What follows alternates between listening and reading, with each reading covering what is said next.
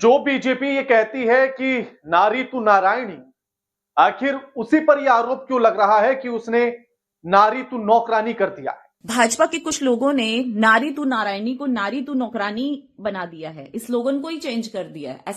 और बीजेपी की ही नेता, बीजेपी की ही प्रवक्ता आखिर यह आरोप बीजेपी पर लगा क्यों रही है। नमस्कार, मैं आपके साथ के राणा, न्यूज संवाद देख रहे हैं।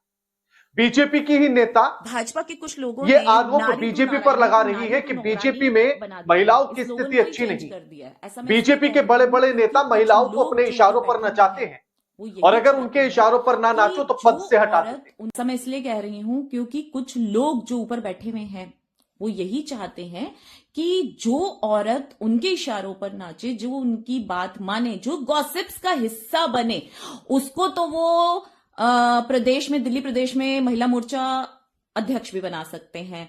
जो आदमी उनके इशारों पर नाचे उनको भी वो प्रदेश अध्यक्ष बना सकते हैं। ऐसा वैजयंत पांडा जी जो दिल्ली के प्रभारी हैं और बीजेपी के उपाध्यक्ष भी हैं, उनके 2 असिस्टेंट आज से 2.5 साल पहले मुझसे मिले थे और उनमें से एक का नाम था सना और फीमेल का, और मेल का नाम था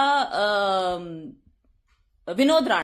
और ये बात उस विनोद राणा ने खुद स्वीकारी, मुझे बोली फोन पे कि आपने तो हमें कोई इन्फॉर्मेशन नहीं दी थी, लेकिन देखिए हमें ऊपर से इतनी इन्फॉर्मेशन मिली, तभी आज वो बंदा कहां उपाध्यक्ष था, कहां अध्यक्ष बन गया, कहां कोई नॉर्मल आपके साथ प्रवक्ता पद पे थी वो महिला मोर्चा अध्यक्ष बन गई।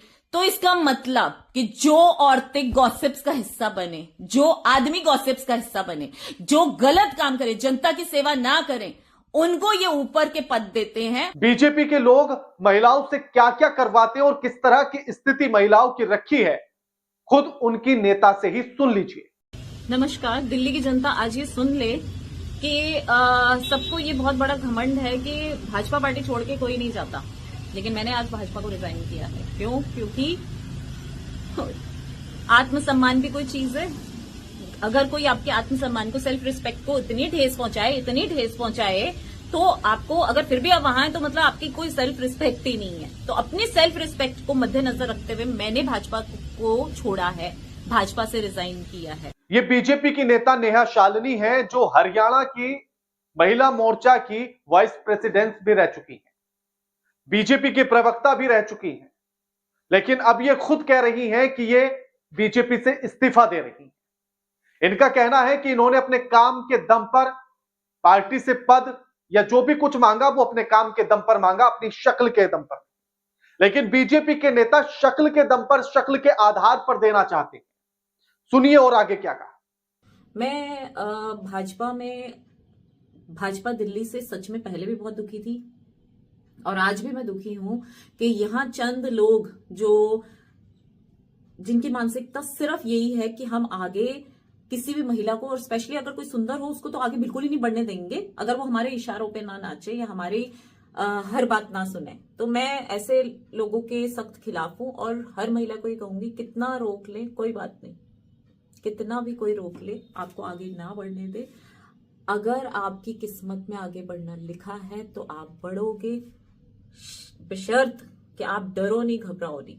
इसलिए ये क्या मुझे निकालेंगे, मैं खुद इस पार्टी से रिजाइन देती हूं जहां महिलाओं को बिल्कुल भी आगे नहीं बढ़ने दिया जाए, जहां हर पग पग पे, हर रास्ते में ऐसे कांटे बिछा दिए जाएं कि वो जैसे तैसे भी, अगर लड़की कांटे भी उठा के पार करके काम करना चाहे। मैंने कभी भी अपने काम, अपने पद को शक्ल के बेस पे नहीं मांगा। आप मेरा पुराना सारा रिकॉर्ड देख लीजिए, पिछले 8 साल में मैंने झुग्गी बस्तियों में महिलाओं के लिए, लड़कियों के लिए कितना ज्यादा काम किया है। इसलिए मैंने आज तक भी अगर कभी कोई पद की आगे डिमांड भी की, रखा भी कि मुझे ये बना देना चाहिए, मतलब आप देखिए पार्टी के वरिष्ठ नेताओं से, तो सिर्फ अपने काम के आधार पे, अपनी शक्ल के आधार पे नहीं। बट ये लोग, इनकी मानसिकता ऐसी है कि मैं इससे ज्यादा कुछ नहीं कहना चाहूंगी। इतनी बात कहते हुए नेहा शालिनी खुद रुक जाती है कि इनकी मानसिकता तो कि छोड़िए और आगे क्या कहूं। अब इसके आगे वो क्या कहना चाहती है, क्या बताना चाहती हैं, इसको आप भी बेहतर तरीके से समझ सकते हैं कि वो किस हद तक की बात कर रही हैं और बीजेपी की मानसिकता को किस हद का बता रही है। वही बीजेपी जो महिलाओं के सम्मान की बात करती है, वही बीजेपी जो महिलाओं के लिए तरह तरह की योजनाओं की बात करती है, वही बीजेपी अपनी ही पार्टी में महिलाओं को सम्मान नहीं दे रही। और सुनिए आगे और क्या कहा है। मैंने सबसे पहले जाके कंप्लेंट करी, अपने साथी जितने भी मेरे साथ और प्रवक्ता साथी थे उनको बोला गया कि मेरे साथ सही नहीं किया जा रहा, मुझे टारगेट किया जा रहा है। जो हमारे मीडिया के प्रभारी हैं या मीडिया देखते हैं, मीडिया हेड जो है वो तंग कर रहा है मुझे। किसी ने नहीं सुना। उसके बाद मैंने सोचा कि मैं जाके अपने अध्यक्ष से कंप्लेंट करूं, उन्होंने तब नहीं सुनी। फिर मुझे लगा अगर दिल्ली प्रदेश की टीम नहीं सुन रही तो शायद नेशनल टीम के बीएल संतोष जी सुनेंगे। मैं उनके पास भी गई तो उनका एक ही बात थी, ना ना ना ना ना ना, मैं कुछ नहीं सुनेगा, जाके दिल्ली की टीम को ही कहो। अरे दिल्ली की टीम को ही कहना होता तो आपके पास आने की क्या जरूरत थी? स्टूडेंट बहुत दुखी होता है, तंग किया होता है सबने, तो ही जाके वो टीचर को कहता है। टीचर भी नहीं सुनती तो वो प्रिंसिपल के पास आता है, और प्रिंसिपल भी अगर ना सुने तो कोई कहां जाए? बताइए मुझे, वो स्टूडेंट कहां जाए? ये हाल है दिल्ली की भाजपा टीम का कि ना वो सुनते और ना राष्ट्रीय टीम में बीएल संतोष जी बैठे हुए ना वो सुनते, और नड्डा जी वो तो टाइम ही नहीं देते कभी मिलने का। साथ ही ये भी कहती हैं कि बीजेपी के लोग महिलाओं की नहीं सुनते हैं। इन्होंने कहा कि मैं अपने प्रवक्ता साथियों से मिली, बीजेपी के मीडिया प्रभारी से तंग आ गई थी, उनसे परेशान हो गई थी। उन्होंने अपने साथी प्रवक्ताओं से बताई परेशानी, किसी ने नहीं सुनी। उन्होंने फिर दिल्ली के बीजेपी अध्यक्ष से बात कही, नहीं सुनी गई। फिर उन्होंने बीएल संतोष से कहा, यानी कि नेशनल लेवल की लीडरशिप पर वो चली गई, तो वो कहती है कि वो भी हंसकर टाल देते और कहते ना ना ना, मैं इस पर कुछ नहीं सुन सकता, मुझे फर्क नहीं पड़ता, यानी कि हमें फर्क नहीं पड़ता, मुझे परवाह ही नहीं है। ये वही बीजेपी है जो आपको टीवी चैनल पर बैठकर महिलाओं के लिए गुणगान करती हुई नजर आई। और सुनिए आगे क्या कहा नेहा शालिनी ने कि जो औरत उनके इशारों पर नाचे, जो उनकी बात माने, जो गॉसिप्स का हिस्सा बने, उसको तो वो प्रदेश में, दिल्ली प्रदेश में महिला मोर्चा अध्यक्ष भी बना सकते हैं। जो आदमी उनके इशारों पर नाचे उनको भी वो प्रदेश अध्यक्ष बना सकते। उसके बाद उन्होंने फिर मुझे फोन किया, कहते देखिए सारी गॉसिप्स जो है हमें वीरेंद्र सचदेवा जी तो दे रहे हैं पर आप नहीं दे रहे। तो मैंने कहा मेरे पास है ही नहीं गॉसिप्स, तो मैं आपको दूं क्या? और ये कह के मैंने फोन काट दिया। उसके एग्जैक्ट 2 महीने बाद मुझे प्रवक्ता पद से भी मुक्त कर दिया गया। और सबसे बड़ी बात कि जिन्होंने गॉसिप्स का हिस्सा बने वीरेंद्र सचदेवा जी, उस वक्त वो वहां के उपाध्यक्ष थे, उनको अध्यक्ष भी बना दिया गया। वो कहती है कि अगर इनके निशानों पर नाचो तो आपको अध्यक्ष भी बना दिया जा सकता है, आपको किसी पद पर भी बैठा दिया जा सकता है, और अगर इशारों पर नहीं नाचेंगे तो आपको पद से हटाया भी जा सकता है। वो दिल्ली के बीजेपी के प्रदेश अध्यक्ष के बारे में भी वही कहती है और महिला मोर्चा अध्यक्ष के बारे में भी ऐसा ही कहती है। पूरी बात सुनिए। लेकिन मैं इतना कहना चाहूंगी, एक औरत का अपमान आपने किया है ना, तो दिल से ये बद्दुआ है। मैं इस वक्त सेल्फी, मतलब मेरी ये हालत कि मैं इतनी टॉर्चर मेंटली हो चुकी हूं कि हार के मुझे ये सब बोलना पड़ रहा है। ऊपर वालों ने नहीं सुनी, अब वो ऊपर वाला सुनेगा। और कौरवों का भी अंत हुआ था। कौरवों को लगता था हम बहुत बड़ी सेना है, हमारा तो अंत हो ही नहीं सकता, एक द्रौपदी क्या कर लेगी।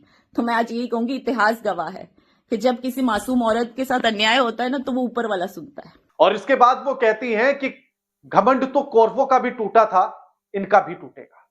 कौरवों को भी लगा था कि द्रौपदी क्या कर लेगी और उनका भी घमंड तोड़ा गया था, इनका भी टूटेगा। सोचिए कि वो बीजेपी पार्टी को किस हद तक कोस रही हैं, किस हद तक बातें कर रही हैं। तो सोचिए प्रताड़ना भी किस हद तक होगी, किस हद तक प्रताड़ित किया गया होगा, किस हद तक की बात की गई होगी, किस हद तक इशारों पर नाचने की बात की गई होगी। और यह बात कोई और नहीं बल्कि बीजेपी के ही नेता, बीजेपी की ही प्रवक्ता रही, बीजेपी के ही अलग अलग पदों पर रहने वाली नेता ये बात कह रही है। आरोप बेहद गंभीर है और वो सिर्फ किसी एक नेता के बारे में बात नहीं कर रही है बल्कि पूरी बीजेपी के बारे में बात कर रही है, बल्कि वो ऊपर से नीचे तक, नेशनल लीडरशिप तक वो सवाल उठा रही है। तो आप क्या यकीन करेंगे कि बीजेपी महिलाओं का सम्मान करती होगी? जिसकी खुद की पार्टी में उसकी ही नेताओं का सम्मान ना होता हो, वही की महिलाओं का सम्मान ना होता हो, क्या वो देश की महिलाओं का सम्मान करेगी? और यहां तक की बात वो कहती है कि उनसे आकर यह पूछा जा सकता था कि उन मंत्री का चक्कर किस महिला से चल रहा है। उन अध्यक्ष का चक्कर किस महिला से चल रहा है?